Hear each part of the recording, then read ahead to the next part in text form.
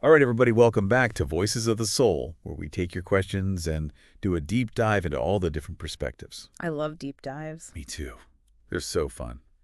So today we're tackling a question that a lot of you have been asking, and that is, why doesn't the minimum wage match living expenses? Yeah, that's a big one. Yeah, it's a really big one, Hmm. and we got tons of source material from you guys, but the one that really stood out was this Reddit thread that has just exploded. Like, it's got over 10,000 upvotes, Hmm. and the comment section is wild. Wow. Yeah. The original poster is basically saying, like, hey, I make minimum wage.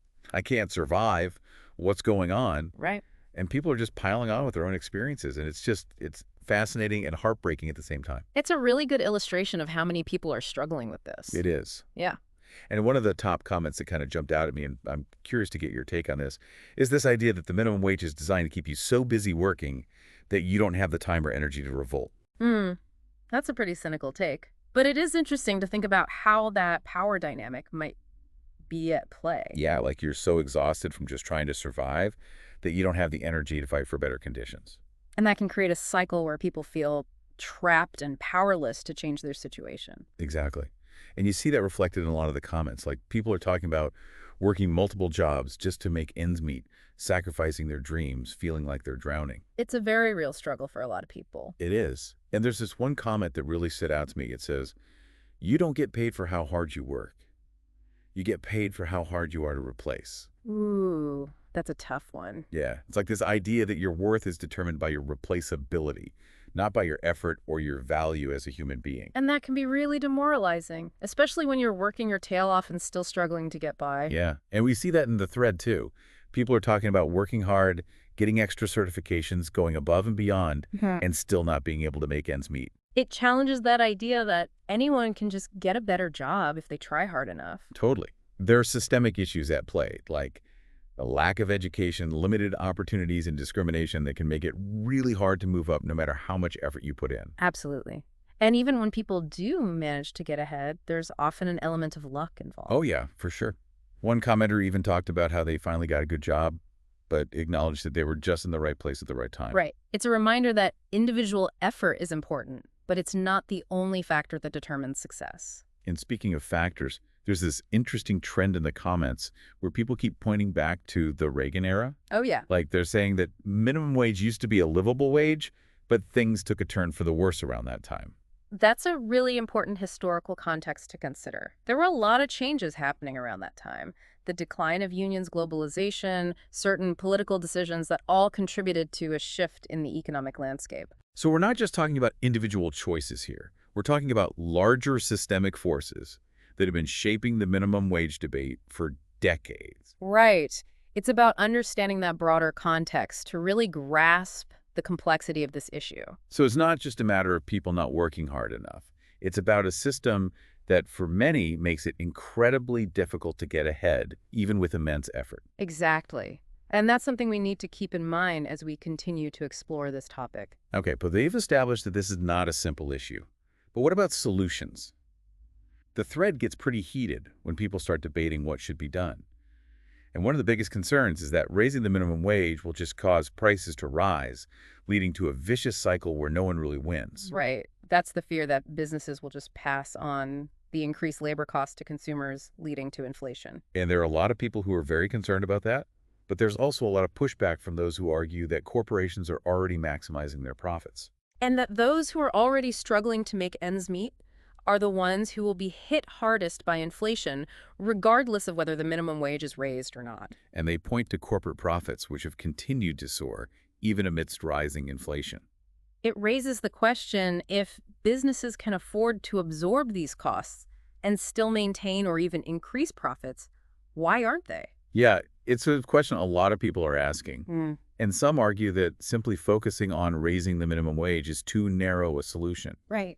They're saying we need to look at the things like strengthening unions, investing in education and training programs, and creating government policies that provide a stronger safety net for workers. It's about taking a more holistic approach and addressing the underlying systemic issues. Exactly. And that's where things get really interesting, because you see this debate in the thread between those who believe the government should play a more active role in protecting workers and those who emphasize personal initiative and minimizing government involvement. It's that classic tension between collective responsibility and individual agency. And it's at the heart of so many political and economic debates today.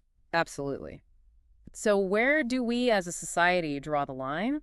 How do we balance those competing values? And whose responsibility is it to ensure that those working full-time jobs can afford to live with dignity? Those are big questions. Yeah. And it's clear from this Reddit thread that people are grappling with them in really profound ways. It's a conversation we need to keep having. Absolutely. And we want to hear from you. What are your thoughts so far? What stands out to you for this Reddit thread? Yeah, what are your experiences and what solutions do you think might work? We're all in this together, and understanding the various perspectives is key to finding solutions that work for everyone. And it seems like this whole idea of minimum wage being a stepping stone, a temporary thing before you move on to something better.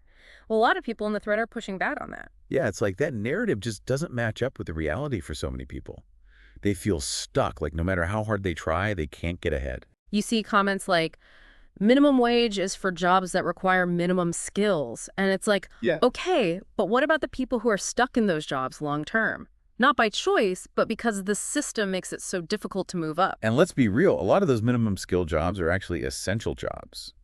The people who keep our society running, grocery store clerks, delivery drivers, healthcare aides. Exactly. We rely on these workers, but we don't value their labor enough to ensure they can actually afford to live. It's mess up. Yes. And you see that frustration in the comments too. One person said, the thing is, minimum wage was intended for high school and college kids who could still get some extra cash while living at home. It's like the whole concept of minimum wage is outdated. The cost of living has changed, the nature of work has changed, and for many adults, those entry-level jobs are no longer a temporary stop. They're a necessity. And you see a lot of people pointing to unions as a potential solution. Like they're looking back at a time when unions were stronger and workers had more bargaining power. Yeah. There's a nostalgia for that era when someone could work a blue-collar job and still support a family, have benefits, a pension. There's a comment about someone's dad who made good money stocking shelves and had a pension.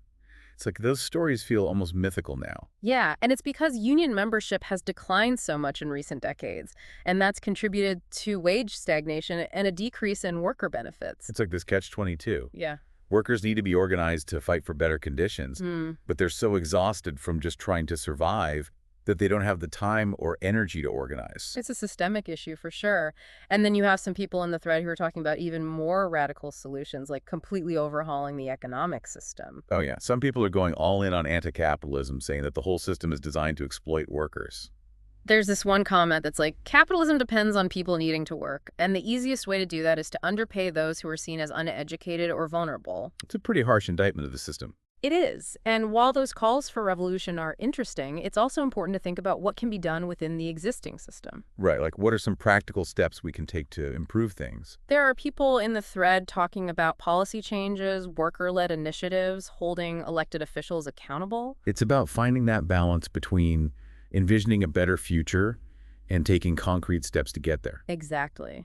And speaking of those steps, a lot of people are bringing up technology and automation. Oh yeah, that's a big one.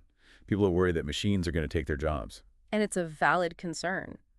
We need to be thinking about how to prepare workers for the changing job market, invest in training and reskilling programs. Because if we don't, we risk creating even more inequality. Right. The benefits of technology need to be shared by everyone, not just a select few.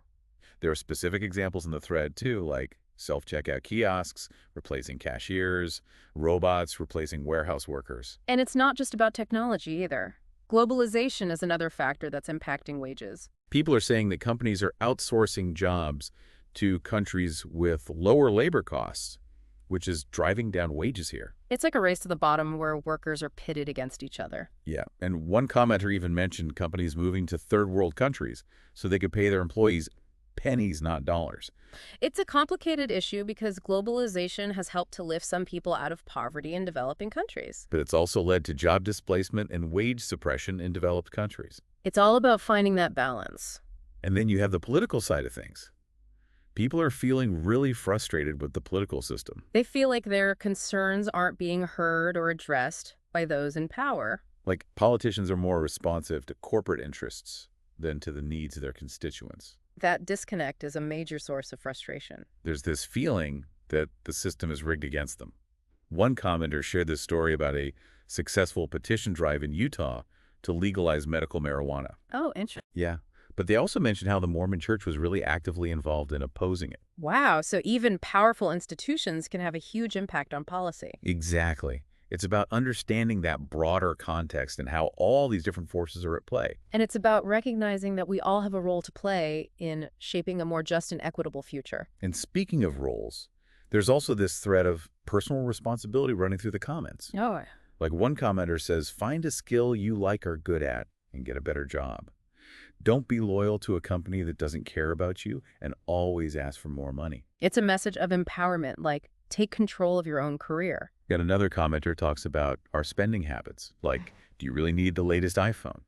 They're encouraging people to think about what they truly need before they buy stuff. It's a reminder that our consumer choices have an impact. Yeah, it's about making conscious decisions that align with our values. And a lot of people are also advocating for a multi-pronged approach to the minimum wage issue. Like they're saying it's not enough to just raise the wage. We also need to address things like affordable housing, accessible healthcare, quality education. It's about creating a society where everyone has the opportunity to thrive, not just survive. And we can't forget about the emotional toll of living paycheck to paycheck. Right, all that anxiety and stress can have a devastating impact on people's mental and emotional well-being. It's about recognizing the human cost of economic hardship. And it's about cultivating empathy and recognizing the dignity of all work. And you know, this one comment really resonated with me.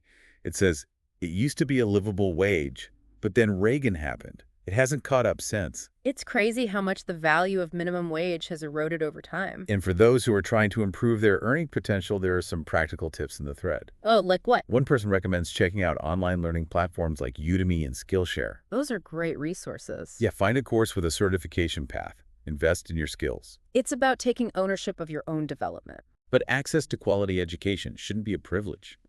We need to make sure everyone has the opportunity to learn and grow. Absolutely. Investing in education is an investment in our collective future. It's about recognizing that everyone has potential and creating pathways for that potential to be realized. Well said.